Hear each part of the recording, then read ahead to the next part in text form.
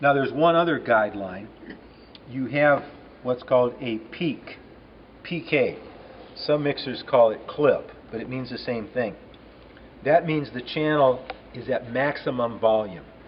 If you see the peak light flashing, that means this is set too high. The peak light will not go away when you adjust this. It strictly tells you what's going on at the input. And so anytime you see peaking on a channel, turn down the gain control till it goes away. And you'll find if you do what I said in most cases. And the other reason you have these controls is because how a microphone is used radically affects how much sound is going to come through. If a microphone is 4 feet away, it's not going to be near as loud as a microphone used handheld. So generally, mics like the choir mics are going to require more gain. If you got somebody eating a microphone, less gain. And so you're going to have higher settings for distance pickup, lower settings for close pickup, but also output varies from microphone to microphone. So if you're mixing up microphones, some are hotter, some are softer, you can kind of balance that all out so that what we're looking for is for the board to run basically in the area of 0 for normal volume. Now, up here is called a phase switch, which as long as the installer did his job, you'll never have to use that. Phase means that so the day that I do have to use it, we get a full refund? You at least get a service call. All right, under warranty.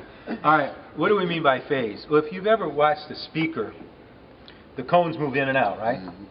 If two speakers are out of phase, one is pushing and one is pulling, and if you've ever played with woofers, you get two speakers in a box out of phase, and you lose all your bass. Because one's pushing, one's pulling, they cancel out. Well, this is for the microphone. If you had two microphones on the choir, because a speaker has a big woofer, 12 or 15 inches. Now, a microphone is called a diaphragm. It's a little tiny thing, but nonetheless, it gets pushed and pulled by the voice. And if you had two microphones on the choir and they were out of phase, one would be pushing, one would be pulling, and you'd get cancellation. And that's why they put that switch, just in case you ever get a wire crossed up. Wireless microphones don't need it. They run on a battery.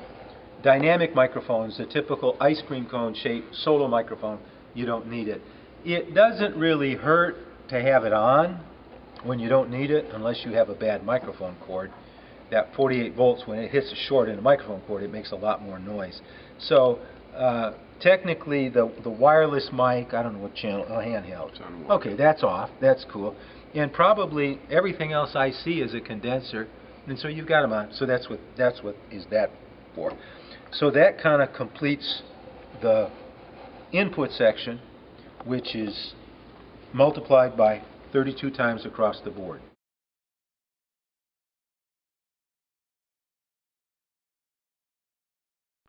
Auxiliary 1 is the right monitor. Auxiliary 2 is the pulpit monitor.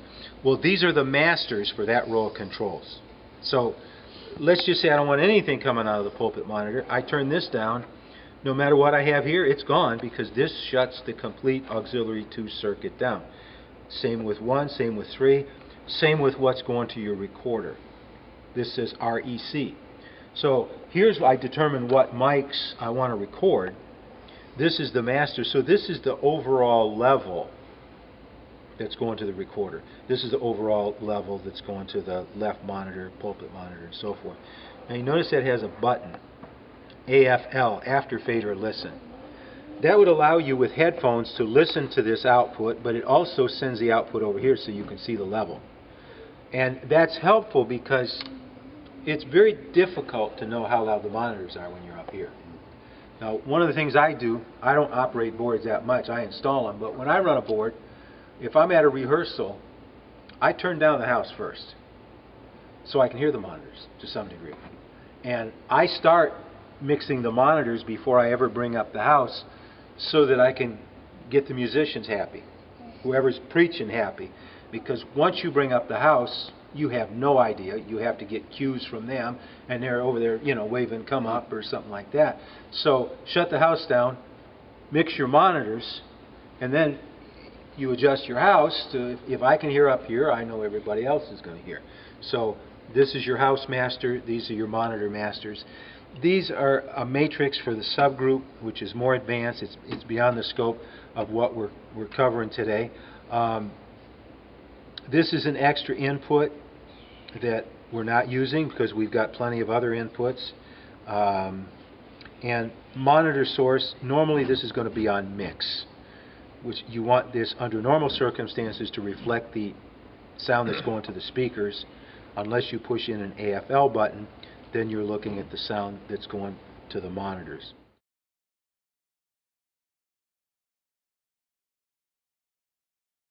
Alright, now you notice before we do anything, we have a signal present, which is helpful. That tells me something's happening on this. Now if I didn't see that, it would probably mean that the inputs are set too low, the mic gain. But see, they're halfway up. So this tells me something's going on that channel, regardless of whether it's turned on or off. And of course, when I bring it up through the channel fader, it's going to play. We were checking the sub, so I've got the bass boosted a little bit. That's why it's a little booming. Now you see, there's a little peaking. Now that's nothing to panic about. A little flash once in a while like that, but I'm going to get rid of it nonetheless. So this is my house. This is the house master. With this is down, nothing happens through the house. Okay, now we were talking about the monitors. So if I turn up the auxiliary 1, and then I bring up the auxiliary 1 master. Yeah, okay. So there's one set of monitors. There's another set. And here's the third set. 3. Auxiliary 3. So that's where you get your monitors. Now this is what's going to the recording. Now, as I said, it's difficult, especially with a church full of people, it's difficult. See, right now we can hear this because the house is down. But I bring up the house, obviously I'm not going to have any clue. So if I were to go over to auxiliary 1 and push AFL, there's my level. So now I know that I'm sending them something. Now whether they're happy or not is another thing, but if you're seeing green like that, that's pretty loud when we hear it up here. So short of being able to hear the monitor, that's the best way, and you could do that with any one of them. And you could also see what's going to your recording by pushing the AFL. If you plug headphones in, what you're seeing there shows up on the headphones go here on this board. But don't get too hung up on headphones because that helps you with the monitors, but it's better to adjust the house by ear.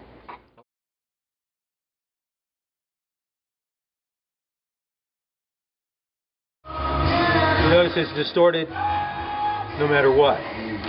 Once you add distortion, you can't take it away later on. Now, this is a very simple problem. I'm peaking on the channel, so as soon as I back that off, fix that. Now, if I run this into the red, it's going to distort also, but you find when you're distorting this, you're probably distorting everything over there. Let's just take a look. So I'm going to bring this up.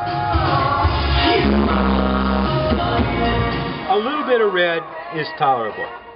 But what I'm going to do, I'm going to get a little red. I'm going to make sure we're not peaking over there. Because if that clips before this, that's an adjustment issue, which I'll take care of. Start to see red here.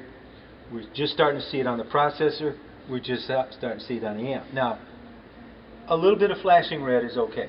It's when it's all the time you're driving it. So that just then is driving the system to capacity, pretty close, but not harming anything. There's no harm playing it that loud all day long. It'll handle it.